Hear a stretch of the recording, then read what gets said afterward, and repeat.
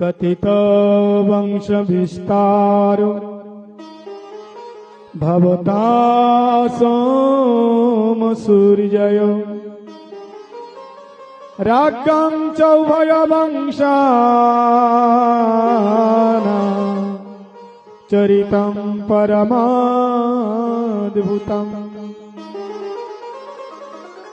परीक्षित महाराज जी ने कहा, गुरुदेव आपने सूर्य वंश के बारे में बताया, बहुत अच्छा लगा, लेकिन चंद्र वंश के बारे में हमें विस्तार रूप से बताइए। कथित वंश विस्तार भवता सोम सूर्ययो। क्यों? क्योंकि चंद्र वंश में हमारे भगवान कृष्ण चंद्र जी आए हैं, इसलिए हमें चंद्र वंश की कथा विस्तार से सुनाइए।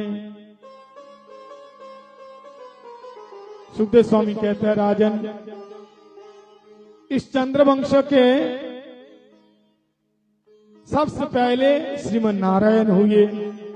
नारायण भगवान से ब्रह्मा जी आए, ब्रह्मा जी से हुए अत्रि, अत्रि से हुए चंद्रमा, चंद्रमा का बेटा हुआ बुध, बुध से आया पुरुरवा, और आगे चल करके बहुत बड़े बड़े राजा महाराजा आए, आयु सुतायु सत्तायु रयो जयो विजयो।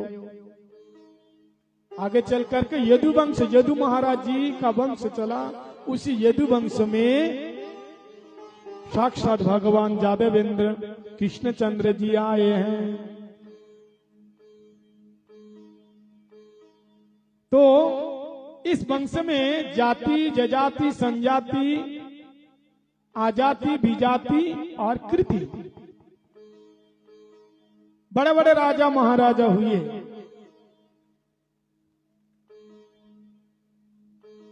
कुरुवंश, जिससे कुरुवंश चला, कौरव हुए।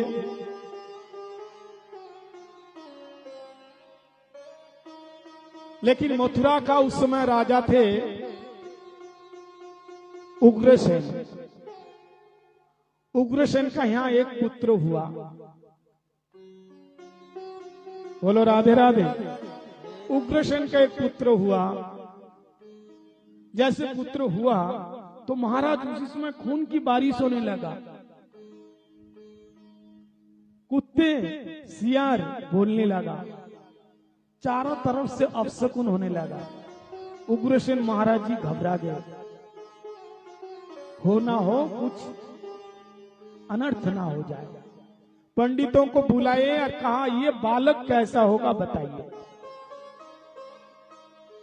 पंडित लोगों ने देखा, जन्म पत्री बनाए और कहा, महाराज ये जो बालक है ना, ये साक्षात कली का ही अवतार है। ये बालक तुम्हारे खानदान में रहेगा तो तुम्हारा खानदान समाप्त हो जाएगा। हे भगवान, तो फिर क्या करूं? बोले ये बालक अभी छोटा है, इसको लता पता में लपेट करके इसको जमुना जी में बहा दो। पंडित लोगों ने कहा, तो लता पत्र में उसको लपेट करके जमुना जी में बहा दिया। अब वो बालक तैरता हुआ चला गया बटेश्वर में, आगरा के पास। तो वहां के राजा थे शूरसेन। शूरसेन महाराज जी नहाने को आए तो एक छोटा सा बालक को देखा, उसको उठाया और उनकी पत्नी से कहा, देखो मेरा एक बेटा पहले से ही है, उसका नाम है वसुदेव, और ये भी तुम्हारा बालक है। और वही बालक धीरे धीरे बड़ा हुआ और उसका नाम पड़ा कंस, जो उग्रसेन का बेटा कंस। एक दिन नारद जी आए और कहा, तुम्हारा नाम क्या है? बोले मेरा नाम है कंस। कंस का मतलब क्या है? काशी हिंसायम धातु से कंस शब्द बनता है।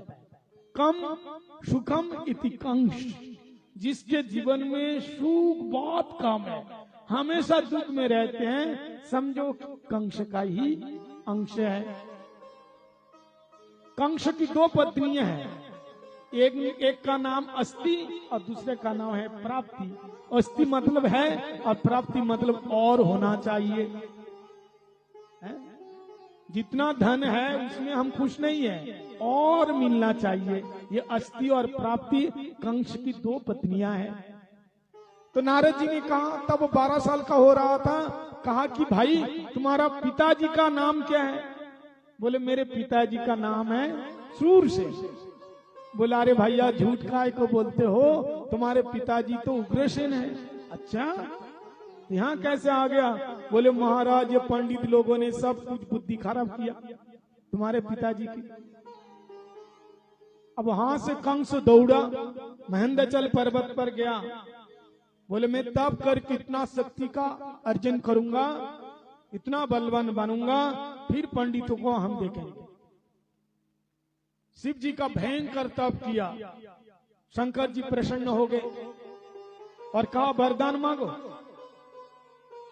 तो कंस ने कहा ऐसा वरदान दीजिए कि मैं कभी नहीं मरूंगा। तो शंकर जी ने कहा ऐसा हो ही नहीं सकता है, जो जन्म लिया उसको मरना निश्चित है, कि आया है सो जाएगा, राजा रंग फकीर। जो आएगा सो जाएगा।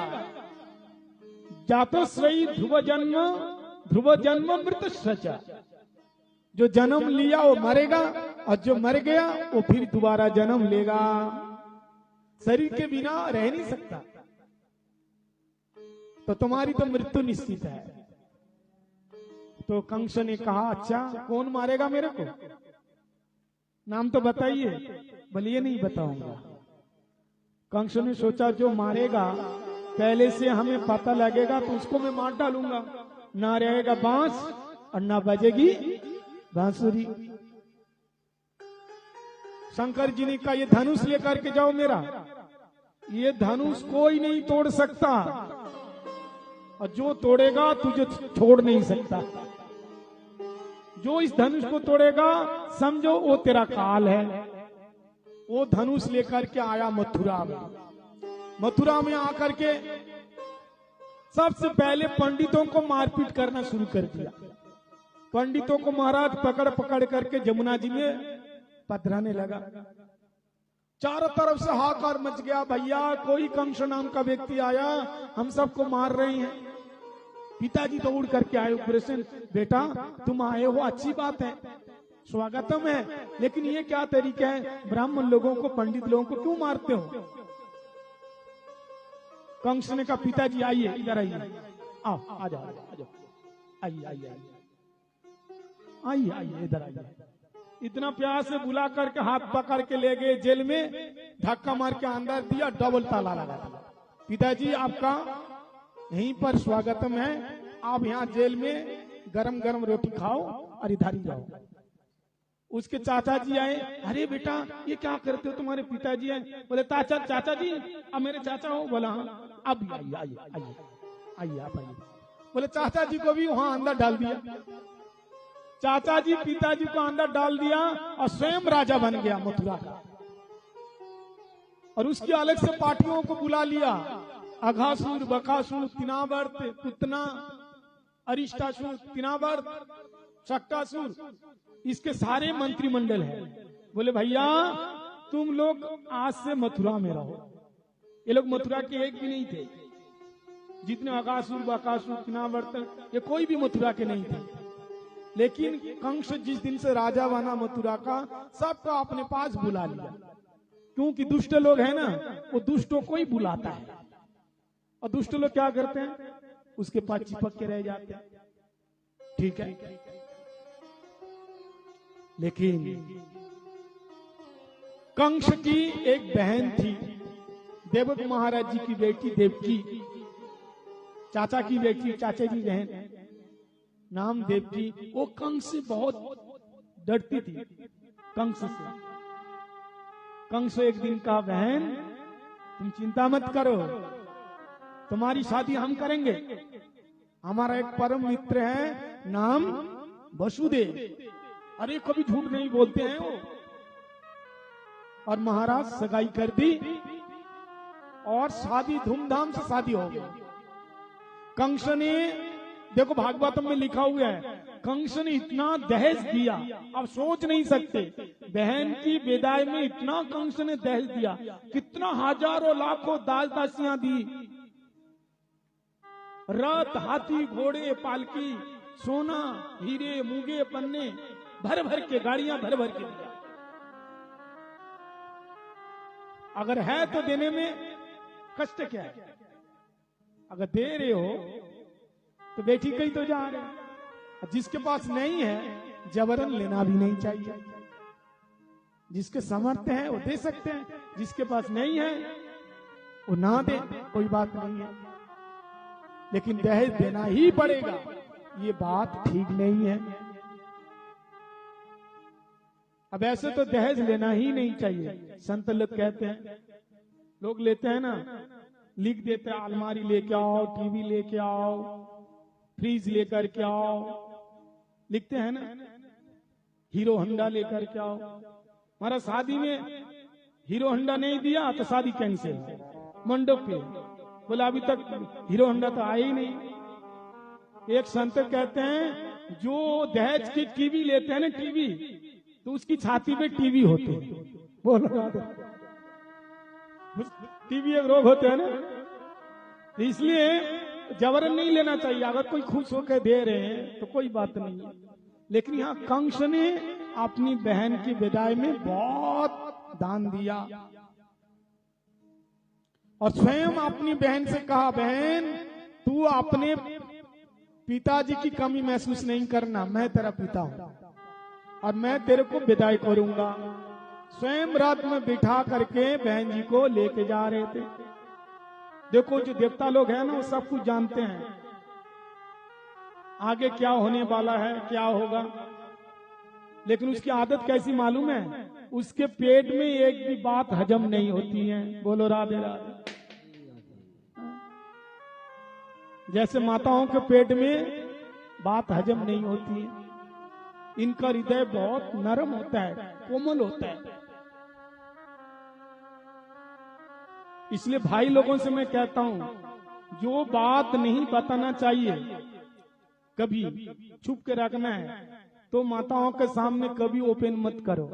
अगर गलती से खुल गई बात तो तुम ये बात बिल्कुल नहीं कहना कि किसी से मत कहना। बोलो अगर आप कह दिया कि किसी से नहीं कहना, अब वो कहे बिना रह नहीं सकता।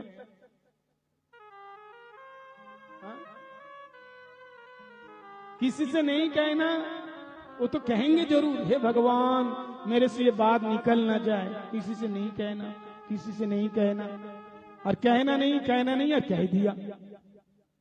ऐसे देवताओं का स्वभाव है, वो तो सब कुछ जानते हैं, लेकिन उसने आकाशवाणी कर दी, अरे मूर्ख कंस, तू जिसको अपनी बहन मान करके लेकर के जा रहा है ना, इसी का अष्टम गर्भ तेरा काल होगा।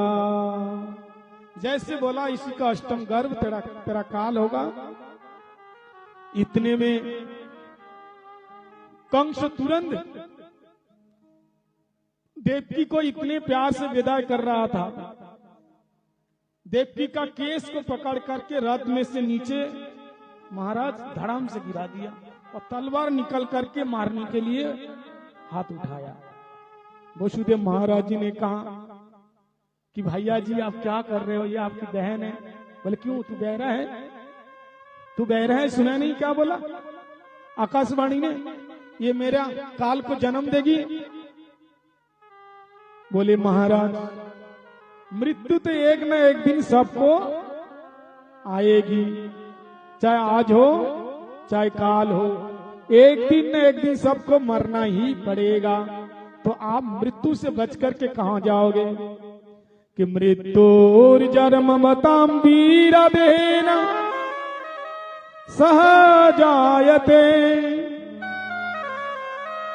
अद्वा अद्दसतान्ते वा मृत्युर्वै प्राणिनां दुव। मृत्युर्जन्ममतां वीरा देहेन सहजायते। देखो जिस दिन हमने जन्म लिया है ना, तो हमारे साथ हम लोगों की सबकी एक बहन भी जन्म लिया, उसको हम लोग देख नहीं पा रहे हैं। वो कौन है? मृत्यु देवी। और वो हर पल, हर क्षण, हर घड़ी हम सबको खा रही है, और एक दिन हमको काल के गाल में लेके जाती हैं।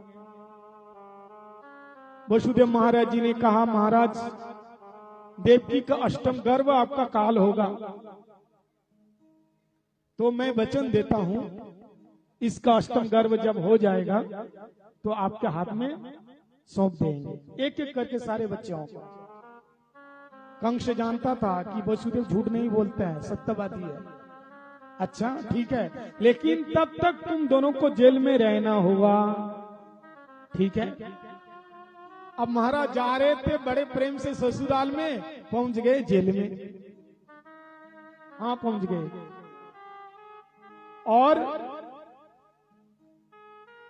भागवत में ऐसा लिखा हुआ है, जब पहली संतान हुई, वसुदेव महाराज जी देखो कितने सत्यवादी, उस संतान को लेकर के कंस के हाथ में उठा दिया। कंस ने देखा, वसुदेव तू इतना सत्यवादी है, अपने बेटे को मारने के लिए तू मेरे हाथ में दिया। लेकिन ये मेरा काल नहीं है, मेरा काल तो अष्टम गर्भ है, इसको लेकर के जाओ। वो तो लेके चला गया। इतने में नारद जी आए। नारद जी आकर के कहा कि कंस तू क्या कर रहा है? अरे इस तरह से तुम बच्चों को छोड़ोगे, अरे एक एक करके वो 7 भाई हो जाएंगे, 8वां होते होते 7 भाई बड़े हो जाएंगे, तो 7 भाइयों के छोटे भाई को मारोगे तो क्या 7 भाई चुप बैठेगा? 7 लोग मिलकर के तुम्हें हमला करेगा, तुम तब कैसे लड़ोगे? इसलिए अभी तुरंत वसुदेव को बुलाओ और उसी के नवजात शिशु को मार डालो। नारद जी ने सोचा ये पापी है, इसका पाप का घड़ा जितना जल्दी भरेगा उतना ही अच्छा है। और रास्ते से जाते हुए वसुदेव महाराज जी को बुला लिया और उस नवजात शिशु को दीवार में पटक करके मार दिया। इसी प्रकार के 1 2 3 4 5 6 पुत्रों को मारा। अब महाराज सप्तम गर्भ में साक्षात बलराम जी आए। ये धाम है। उसी समय भगवान दुर्गा देवी को बुलाए, योग माया को, बोले मेरे जो भाई है देवकी के गर्भ से कर्षण करके रोहिणी के गर्भ में स्थापन करो। कि गच्छं देवी ब्रजम भद्रे गोप गोपी विरलंकृता रोहिणी वसु देवस्य भार्यास्ते नंद गोकुले। वसुदेव महाराज जी की दूसरी पत्नी गोकुल में है, नाम रोहिणी। इस गर्भ को खींच करके रोहिणी के गर्भ में स्थापन करो। योगमाया देवी हाथ जोड़ करके कहा, प्रभु ये काम बड़ा कठिन है, ये किडनैपिंग का काम है, किडनैप करना, किसी को चुरा के लेके जाना। अगर मैं पकड़ी गई तो मेरी बहुत धुलाई होगी। बोले चिंता मत करो, ये काम तुम करोगे तो तुमको मैं आशीर्वाद देता हूँ। भगवान ने कहा जोगमाया से, कलियुग में तुमको 9 दिन में 9 रूप में तुम्हारी पूजा होगी। इसलिए नवरात्रि का व्रत में देवी के 9 रूपों की पूजा होती है। भागवत में लिखा हुआ है कि कुमुदा चंडिका कृष्णा माधवी कन्ने के तीचा माया नारायणी सानी शारदे अम्बे के तीचा। कुमुदा चंडिका कृष्णा माधवी नारायणी, कितने नामों से माता जी की पूजा होती है। ये भगवान का आशीर्वाद है। और माता जी ने देवकी के गर्भ को कर्षण करके रोहिणी के गर्भ में स्थापन किया। कंस को पता चला कि सप्तम गर्भ अपने आप स्खलन हो गया।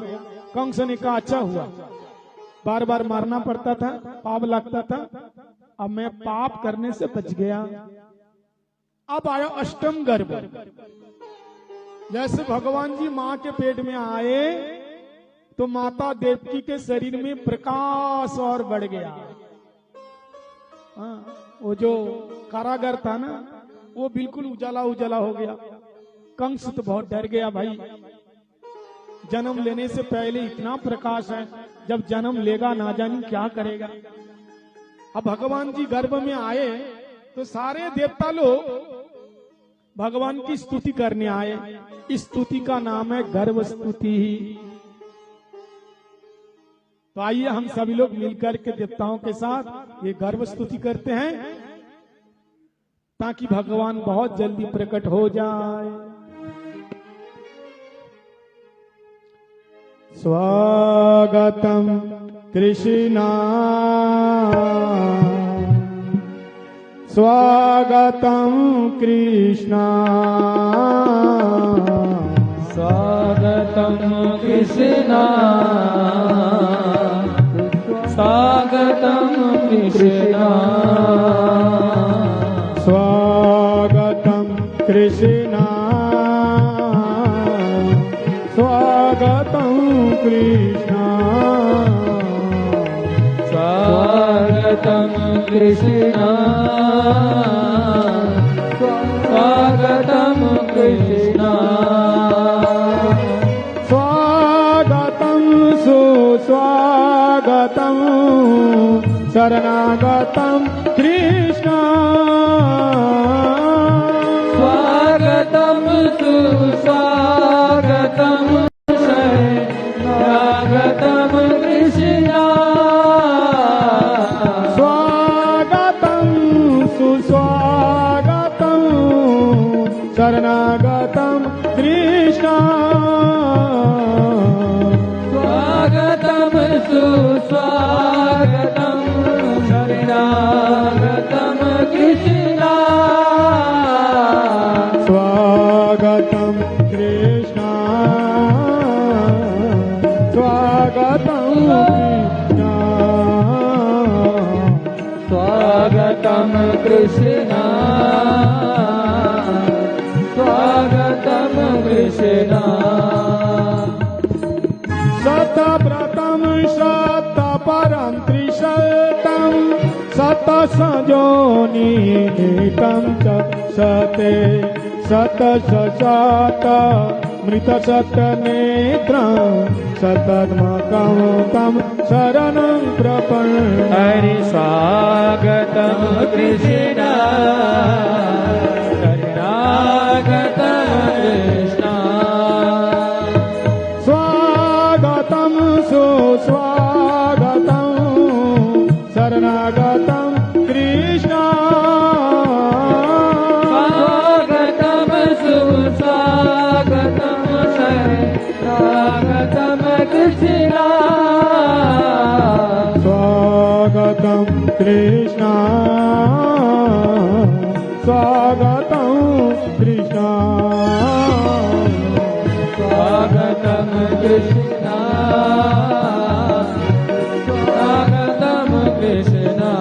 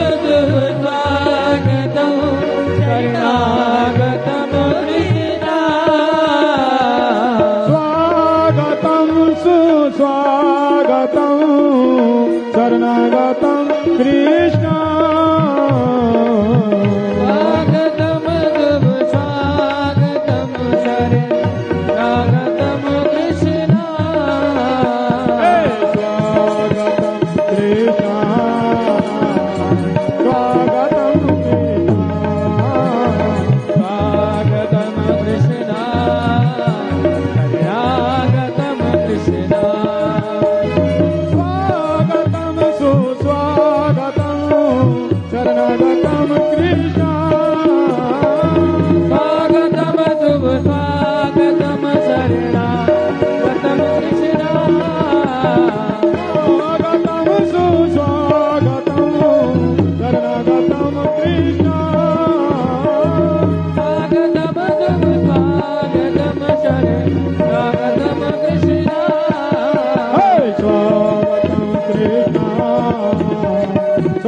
स्वागतम कृष्ण स्वागतम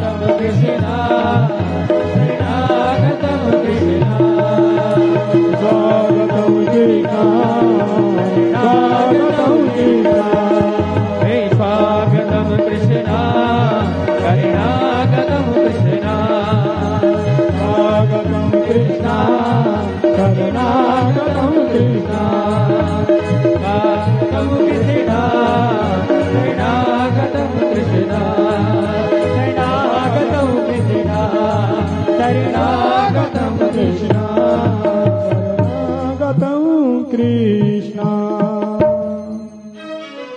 सत्यव्रतं सत्यपरं त्रिसत्यं सत्यस्वजोनि निहितं च सत्ये सत्यस्य सत्यमृतसत्यनेतं सत्तात्मकं तं शरणं प्रपन्नः। देवता लोग स्तुति करके चले गए और भगवान जी कंस के कारागार में शंख चक्र गदा पद्म लेकर के प्रकट हो गए। बोले नारायण भगवान की लेकिन वसुदेव महाराज अदेव की माता ने भगवान से हाथ जोड़ करके कहा, प्रभु आप प्राकृत शिशुवत हो जाइए, हमें तो आपको पुत्र के रूप में प्यार करना है। तब उसी समय भगवान प्राकृत साधारण बालक जैसे बालकम अद्भुत बालक तमद्भूतम बालकम अंबुज इक्षणम साक्षात भगवान श्रीमन नारायण प्रकृत मतलब साधारण प्राकृत बालक की तरह हो गए और पिताजी से कहा हमें गोकुल में छोड़ करके आओ। बोले बेटा गोकुल में कैसे जाएंगे, हाथ में हाथ कड़ियां हैं, पैरों में बेड़ियां हैं। बोले पिताजी चिंता मत करो, एक बार जो परमात्मा की तरफ हाथ आगे कर देते हैं उससे संसार की बेड़ियां अपने आप टूट जाते हैं, अपने आप टूट जाते हैं। और जैसे हाथ आगे किया, हाथ की हथकड़ी और पैरों की बेड़ियां टूट गए। सारे पहरेदार सो गए और एक एक करके सारे दरवाजे के ताले चट चट चट चट खोल गए।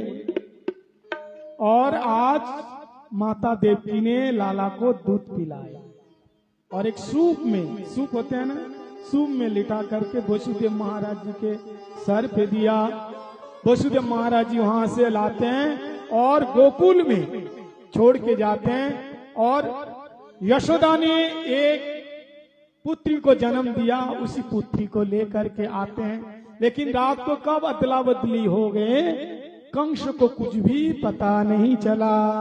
और जैसे वसुदेव महाराज अंदर आ गए, पहरेदार जग गए और उसी जो एक कन्या को लेके आए वो रोने लगी। कंस को जैसे पता चला दौड़ करके आए, अष्टम गर्भ जन्म ले लिया। वसुदेव महाराज जी ने कहा भैया ये तो मेरी बेटी है, इसको छोड़ दो। बोले नहीं ये मेरा काल होगा। और उसको मारने के लिए जैसे हाथ में लेकर के जैसे पटकने के लिए चाहा, इतने में हाथ से वो देवी सिटल गई और अनंत आकाश में जाकर के अष्टभुजा मूर्ति धारण किया। बोले दुर्गा मैया की अष्टभुजा दुर्गा देवी का रूप धारण करके कार्य मूर्ख तू मुझे क्या मारेगा, तेरा मारने वाला ब्रज में जन्म ले लिया। तो कंस ने तुरंत कहा महाराज जी उसका मोबाइल नंबर बताओ, उसका एड्रेस बताओ, उसका व्हाट्सएप नंबर बताओ, थोड़ा ठिकाना बता दो। देवी ने कहा बताऊंगी नहीं, जत्र को बा कहीं भी जन्म लिया तुम ढूंढ लो क्या कर। अब महाराज कंस की जीना हराम हो गया। अब कंस के यहाँ परेशान में छोड़ दो, परेशान होने दो। अब आप लोग हमारे साथ गोकुल में आए। गोकुल में नंद महाराज जी के यहाँ कोई संतान नहीं, बाबा हो गए 80 साल के। बाबा ने सारे ब्राह्मणों को कहा भैया खूब खाओ खूब पियो, लेकिन हमारे को आशीर्वाद दो कि हमारे यहाँ कोई संतान हो जाए। तो सारे ब्राह्मण लोग खूब खाते हैं खूब पीते हैं नंद बाबा के यहाँ, और सभी लोग मिल करके आशीर्वाद दिया कि नंद बाबा के यहाँ कोई पुत्र हो जाए, और सारे ब्राह्मणों का आशीर्वाद आज फलीभूत हुआ। यशोदा को ऐसे लगने लगा कोई संतान होने वाला है, कुछ होने वाला है। अब महाराज क्या हुआ, आप लोग मेरी तरफ ध्यान दीजिए। नंद महाराज जी आज बिल्कुल सुबह सुबह जमुना जी में गए थे और वहीं बैठ करके जाप करने लगा नारायण भगवान का। लेकिन सुबह उठ करके यशोदा रानी ने देखा उनका पुत्र हुआ। नंद महाराज जी की दो बहन है, एक को नाम नंदो और दूसरे का नाम नंद महाराज जी, एक का नाम नंदा, दूसरे का नाम सुनंदा।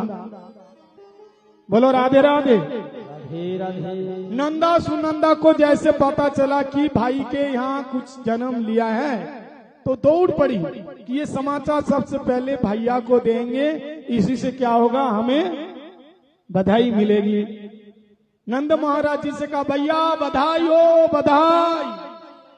तो नंद महाराज की उसकी जो श्वास तेज होने लगी, धड़कन तेज होने लगी। हाँ बहन बताओ जल्दी बताओ क्या हुआ क्या हुआ। बोले भैया सबसे पहले तू ये बता हमें कहाँ मिलेगो। बोले अरे ये अलमारी की चाबियां तेरे हाथ में दे दिया, तू बता। बोले भैया मैं सच बताऊं तेरे घर में नीलमणि जैसे एक लाला का जन्म भयो है। बोले कृष्णचंद्र भगवान की जय, कन्हैया लाल की, नंद यशोदा लाल की जय हो। अब महाराज नंद बाबा सुन करके नंद देखो कथा के बीच में जो बात करते हैं ना वो गूंगे हो जाएंगे, याद रखना। जब मैं जयकारा लगाऊं तब जयकारा लगाऊं, इधर उधर की फालतू बात मत बोलो, आपस में बात नहीं करना। कथा में कीर्तन में केवल जो मैं कीर्तन गावाऊं वो कीर्तन गाऊं, जयकारा दिलाऊं तो जयकारा दो, और इधर उधर की बात नहीं करना। कथा में कभी डिस्टर्ब नहीं करना चाहिए, अपराध लगता है, क्योंकि मैं भूल जाता हूं अगर आप लोग ऐसे बात करते रहोगे तो। कथा में ध्यान दें। नंद बाबा जैसे सुना कि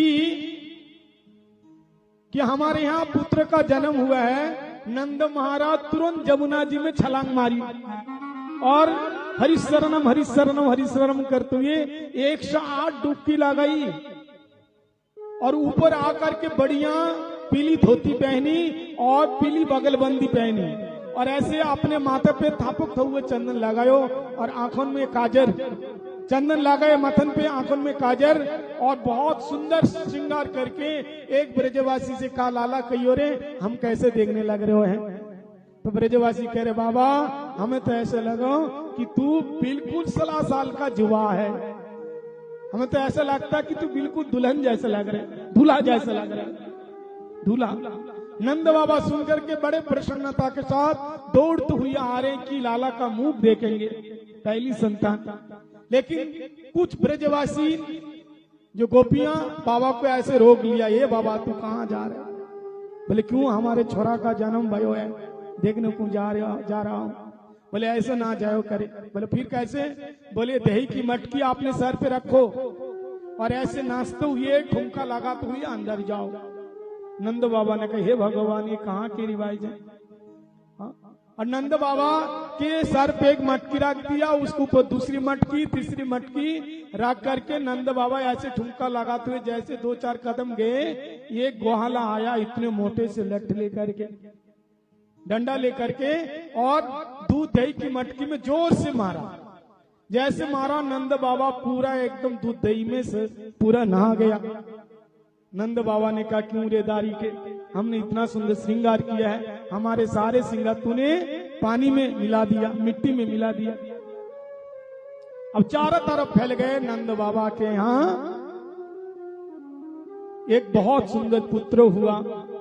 अब महाराज चारों तरफ से लोग आ रहे हैं, ब्रजवासी आ रहे हैं बधाई देने के लिए। बाबा बधाई हो, बधाई बधाई हो, मैया बधाई हो। अब ब्रजवासी ने आए एकदम फेंट लगा करके, फेंट मार करके। तो जितने ब्रजवासी हैं सब बोलेंगे बाबा बधाई हो, और जितनी गोपी हैं वो भी बोलेंगे मैया बधाई हो।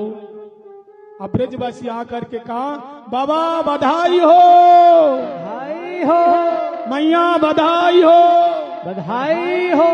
अब महाराज सब बधाई दे रहे हैं। नंद यशोदा ने कहा भाई तुम लोगों के आशीर्वाद से हमारे यहाँ लाला का जन्म हुआ है।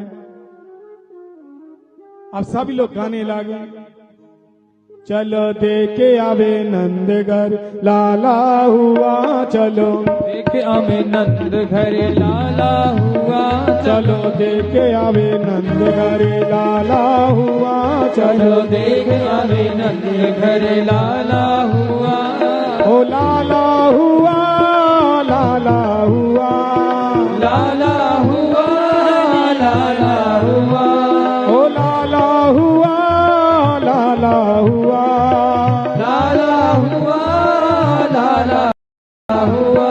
यदुवंश के कुल का उजाला हुआ, वंश के कुल का उजाला हुआ। चलो देखे आवे नंदगर लाला हुआ, चलो देख आवे नंद घर लाला हुआ।